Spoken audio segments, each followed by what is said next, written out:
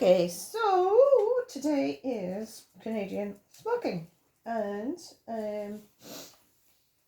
it's different to English smocking. English smocking is the one where you might be familiar with the little girls' dresses, where they have or sleeve edges, where the fabric is folded and sewn very decoratively, and it pleats it up very decoratively, allows for some elasticity and decoration on the front.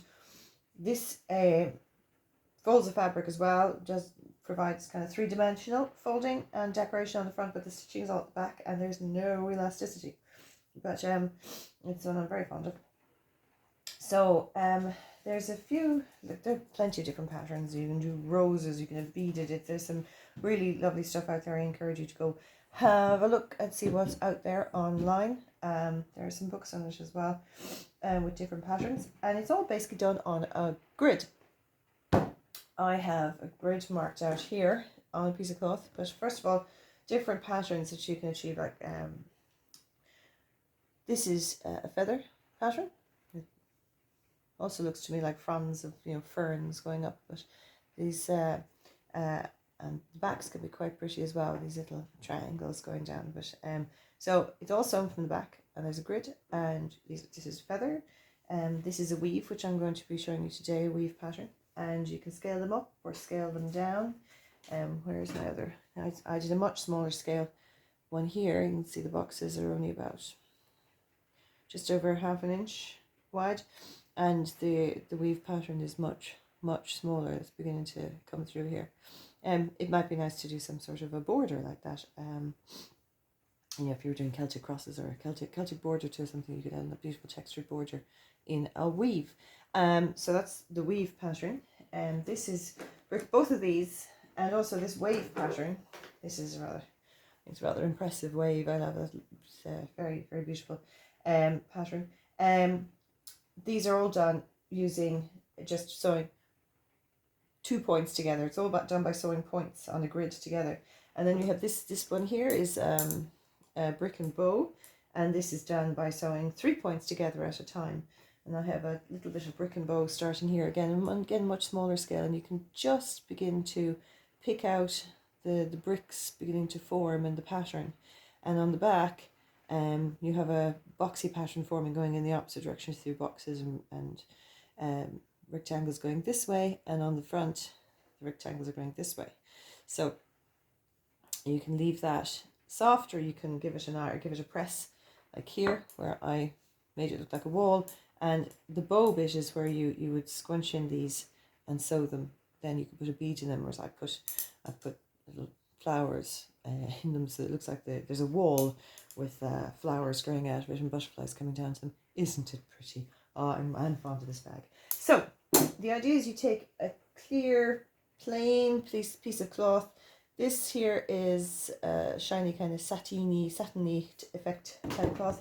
If you use a heavily patterned one, this is, you can see the amount of work on the back, but if I, this was a beginner's piece by me, not realizing, just, thought, oh, what nice Christmas fabric, I'll make a wintry pillow and a cushion.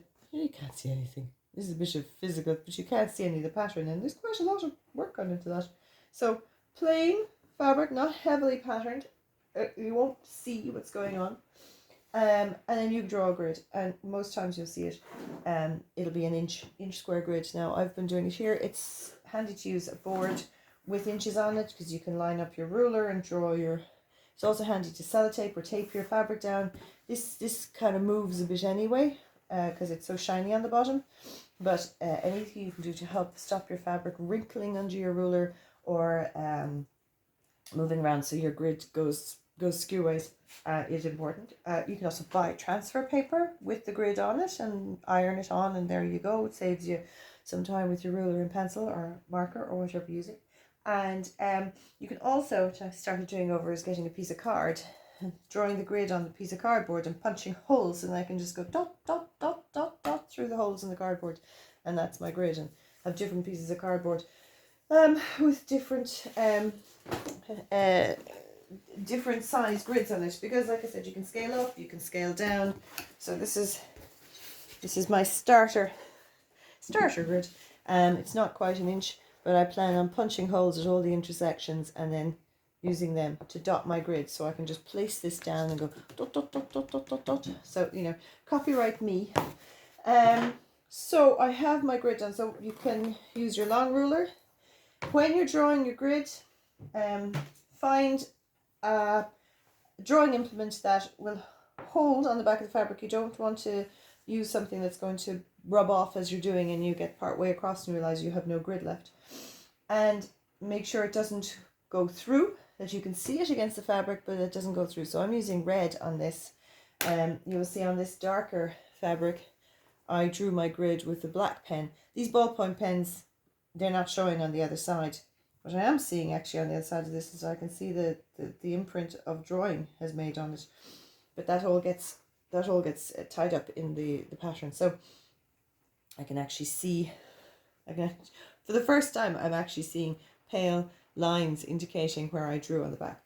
So it's what you use to draw is important. So it can't bleed through. It has to hold so that your grid stays for the duration of your sewing, because it's quite manual. You're going to be handling your fabric a lot, and you have to be able to see your intersections. So whatever works for you, a pencil, washable is the ink that washes out, tailor's chalk, whatever works for you, use that.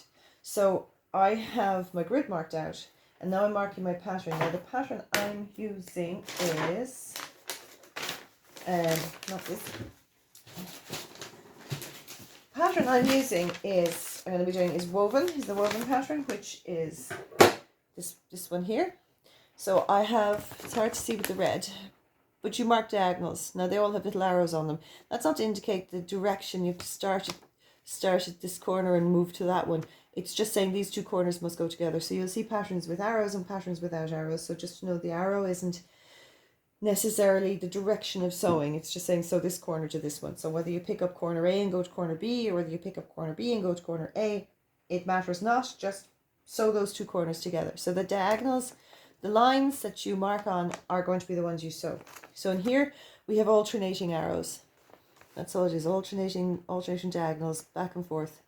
And you draw a diagonal, skip a box, draw a diagonal, skip a box, and the next line down you skip a box and draw an opposite diagonal. So that's how you get, that's that pattern. Another pattern is the feather, which is this one. And this one is, again, is you're just joining two corners, but the arrow pattern is different. And you must be very clear, because otherwise you won't get the pattern you want. So this one has you skip a whole column. And here the lines are all going into the center, and the next column over the lines are all coming out from the center. So that's important. You must really pay close attention to the pattern that you are doing so that you follow it exactly. This brick and bow is done by joining 3 points together. So we take 1, 2, 3 and sew them together, and then we invert the triangle and sew these 3 together. It's more tricky. The more corners you're joining together, the trickier it is. So I'd advise you start with one of the 2 pointers and move on to the 3, 4, and 5 pointers. And then this pattern here is another 2 pointer. I mean, the beautiful effect. I'm just thinking that'd be a great pelmet now across the top. So I drew that pattern out. Where did I draw it? Here it is, yes. Aha! So the wave pattern, if you can see it, the wave is another 2 pointers. So, excuse my bad drawing. So you start with arrow going in this direction, skip a box, arrow this again, and then you skip a column, and then you do arrow the diagonal in the other direction, skip, and so on and so forth. So it's kind of a wave itself, the whole pattern. So that's how you get that. But again, these patterns are available online or in books of smocking patterns. So I'm now just going to continue marking on with my pen, making sure I mark it correctly. So know what pattern, and when I'm marking it, I'm not necessarily marking exactly corner to corner. This is an indication to me of which corners I'm supposed to sew together. It's a reminder so I don't get lost halfway along. And there we go. So the other thing is that you come in from the edge. I'm not going to be sewing right to the very edge. I'm going to be coming in say 3 times the square size. So if it's an inch, it's going to be about 3 inches, and so on and so forth. There are people who've worked out exactly how much shrinkage there is, and different patterns of different shrinkage, and they may have shrink differently along the width or along the length. So it's worthwhile, if you are doing something that you need to be exact, it's worthwhile finding that. I don't have those figures to hand at the moment. I was looking them up earlier, but right now we're just going to look at the technique.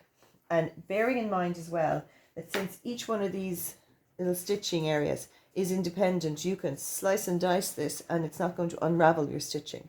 So that's something to remember, that if you do make something and you make it too big, and you want to say, for example, make a bodice, you know, with this, you can make a square of it and then cut out your piece. And you can do it completely safely because each one of these is independent of the other. All good things to remember. So now I'm going to put this to one side, and I'm going to take one I did earlier, which is here. So I have my piece. I have my thread. I'm going to be using a single strand of thread that matches the fabric. This is slightly pearlized thread that matches the shininess of the fabric, and you want it to disappear into the fabric as much as possible. Now, when you're doing this, it's very good to be systematic, because as you can see from this, the fabric crunches up and it can get tricky trying to see where you're supposed to go next. So if you hopscotch around it, you're going to miss bits, and then you're going to be going goggle-eyed trying to find exactly where you need to go in and pick up the missing bits. So I'm going to start here, and I'm going to, because these boxes are all next to each other, I'm going to just this box, and go down this column, and then I'm going to go across and go back up and zigzag my way up and down until the whole thing is done. So what I do is I start at one corner, and if you can see, I'm trying to bring it to there. So we have our diagonal here, and I'm going to pick up one corner of the diagonal, just a couple of stitches, you can see, tiny amount, and I'm going to pull it through,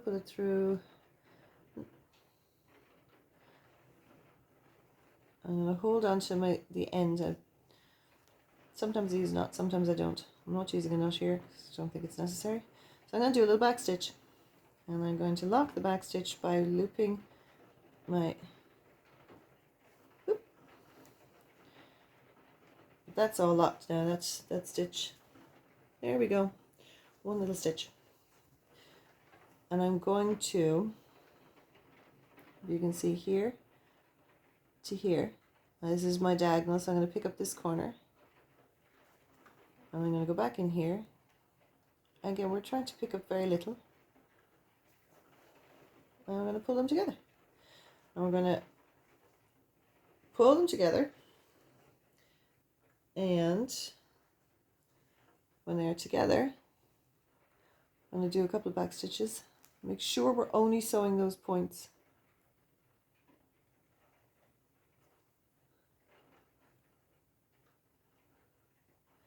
Another one, and each time I do a little back stitch, to lock it, it really helps if you put your needle in through the loop. It's not a clove hitch or something. Anyway, it's some sort of a hitch, but it locks it down. So now that's that one done. Where do we go next? Well, where are we? Over here. Yes, now you can see this. So this is already beginning to crumple up. What do we do? So we've got this box here. This is the next one. So we're going to go to a corner. And the main thing to remember, unless it's something you want to gather together, leave it slack. So I'm just going to leave this here, and to help keep it slack, I'm going to put my thumb on it so it doesn't tighten. So I'm going to do a little back stitch here at this next corner, keeping my thumb on the thread, connecting this to the other stitch, and you can see now that that is just lying flat on the surface. It's not pulling the fabric, it's not doing any gathering. That's what we wanted to do, and it's just the only purpose is that it means we don't have to keep snipping our thread and starting again from scratch. So again, we do exactly the same thing. We put it into both, and we're going to gather this. There we go. We have the two, and we're going to carefully just put a couple of tiny back stitches in there. We're going to lock them down.